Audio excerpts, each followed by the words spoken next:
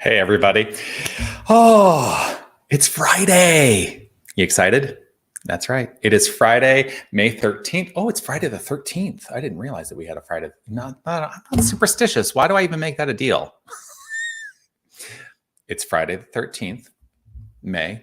It's 2022. It's 11:30 a.m., which means it is time once again for our Midday Mindful Moment. I'm Reverend Jonathan Zenz, the minister here at Unity of Tucson, and this is the chance, the time, the opportunity we take to engage in some spiritual practice in varied ways.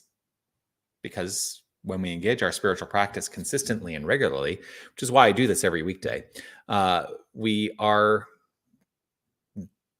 allowing ourselves to experience better lives, better living through spiritual practice. That's what it's all about. So let's make our lives better together. What do you say? Whether you're watching live or on the replay, please do post a comment and let me know that you are here. Of course, I will let you know that I am not live. I mean, I'm live, but I'm not live. So I can't comment in the moment on your comments that come through as I would otherwise. I will, of course, offer my reminder, which is to say, you are love, you are light, you are life, you are magnificent. Thank you for shining your light and sharing your magnificence. So I wanted to do something today that actually harkens back to a thing I used to do when, before I was at Unity of Tucson. Just very quick history. Before I was at Unity of Tucson, of course, I had returned to my hometown of Tucson to start a new church, which I did in 2018. That church was called Tucson New Thought. And my whole point of view was that it was meant to be the finding the commonalities in terms of, the New Thought experience and not limiting to one paradigm or the other, although I was heavily weighted in the direction of religious science because that was my training. I was a religious science minister before I became a Unity minister. Well, one of the things is, as that community grew and expanded, on Sunday mornings, we moved to doing 2 services at a point, just based on the size of the room that we had. And in the first service, I would do a thing. You ready? I would get out my Science of Mind book, so Science of Mind is the dominant textbook that is used in the religious science side of the New Thought movement. Now, in Unity, the predominant book that is used is Lessons in Truth by Emily Cady. But I would get my Science of Mind book out, Science of Mind by Ernest Holmes, and I would say, give me a page number between one and 2, or between whatever, up to 423. And I would say, give me a paragraph number. Since I'm not live and I can't ask you for that in the moment, here's what I'm going to do. I'm going to go to page, well, it doesn't matter. I'm at page 423, ready? And I'm literally going to show you that I'm doing this at random. So I'm just going to open, which page shall I go to? How about that page right there? And then I'm going to go to this paragraph, which random. It's just random. So in this paragraph, let me see. So I do like to look and see what is the context. This is the end of the chapter called The Power of Thought. And on page 148, the third paragraph, which is the second full paragraph, it reads, "We have gone far in the right direction when we have determined that creation could have originated only in intelligence, and have realized further that our own mental power must be the same in kind with the creativeness of God. Thus we begin to sense, even though dimly, that our minds become more like the divine mind. We shall expand into greater livingness. Our world created by our consciousness, and our consciousness taking its color from the perception of our relation to the infinite." I'm going to read that again because it's a little, the sentence structure is a little dense. "We have gone far in the right direction when we have determined that creation could have originated only in intelligence, and have realized further that our own mental power must be the same in kind with the creativeness of God." Basically what he's saying there, our mind is the same mind as the infinite universal mind. There is no separation. "Thus we begin to sense, even though dimly, That as our minds become more like divine mind, we shall expand into greater livingness. Our world, created by our consciousness, and our consciousness taking its color from the perception of our relation to the infinite. So, knowing that this is in the chapter called The Power of Thought, this is a fundamental premise of the entire New Thought philosophy. And it's not limited to just religious science, although that's where this particular quote comes from. Your mind is God's mind. That's what this whole paragraph says. Your mind is God's mind. My mind is God's mind. Now, is it the wholeness of God's mind? Maybe not. Do we have access to the wholeness of God's mind? Yes, we do.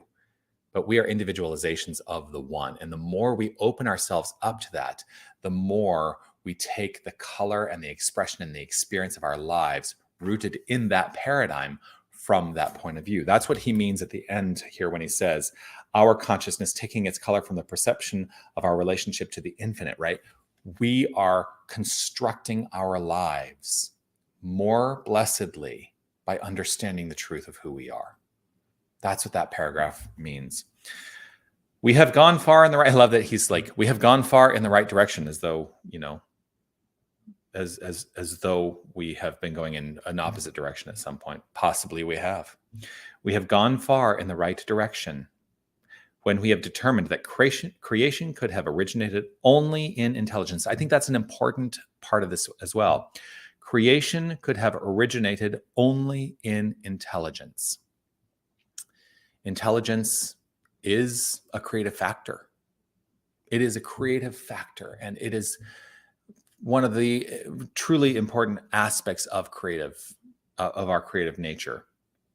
Our own mental power must be in the same kind. Sorry, I'm not reading this very well. Our own mental power must be the same in kind with the creativeness of God.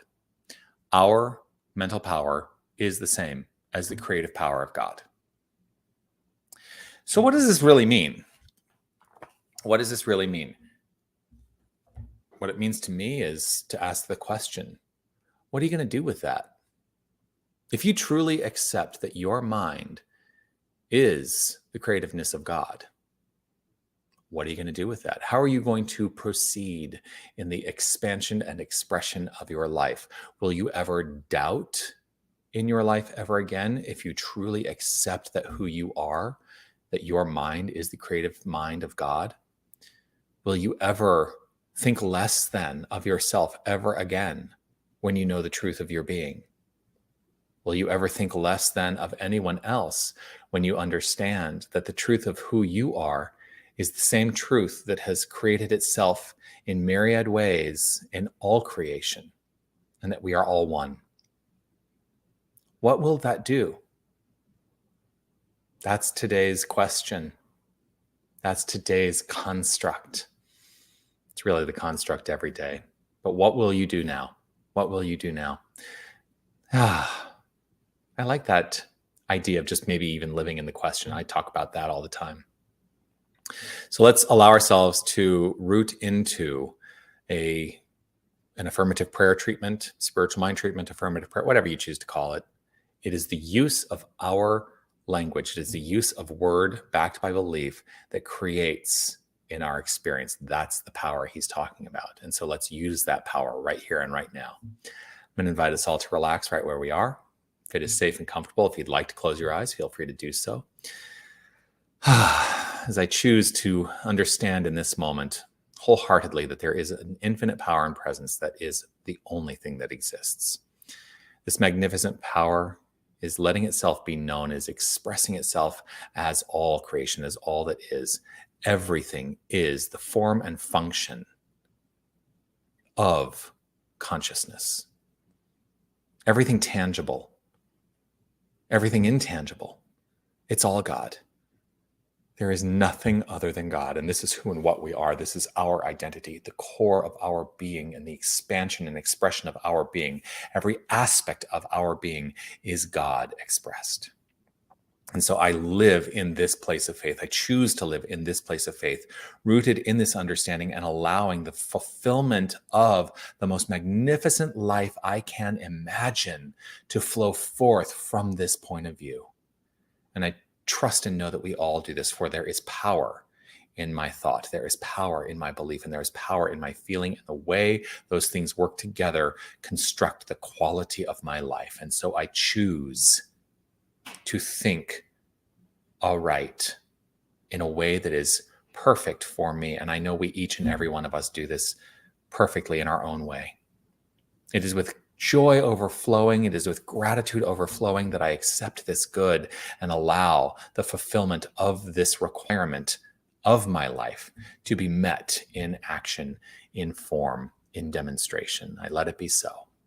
And I know it as so beyond a shadow of a doubt. And I affirm it by saying, and so it is. Amen. And abracadabra.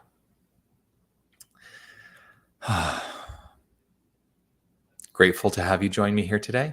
I look forward to seeing you again next week. Join me on Monday for the mindful moment memory. That's what I'm doing on Mondays these days, where I take a look at a previous mindful moment from years past and see how it is informing me today. Join me Sunday morning at 9 a.m. for guided meditation virtually. That is virtual only for the next couple weeks. June 5th, Sunday, June 5th, we go to a new schedule and we will have meditation in person and virtually at 9:30 a.m. So if you are in Tucson, would like to join me in the sanctuary for meditation at 9:30, would love to see you here. That is followed at 10 a.m. by our Sunday celebration, also in person or online. Check that out. And make your week magnificent. Oh, continue to comment, whether you're watching right in this moment as it's streaming live or you're watching in the replay. Love to see those comments come through, and like, share, subscribe, all that jazz. Always grateful for your support. All right. Peace and blessings to you. Have a magnificent weekend, and I will look forward to seeing you soon. Be well. Bye, everybody.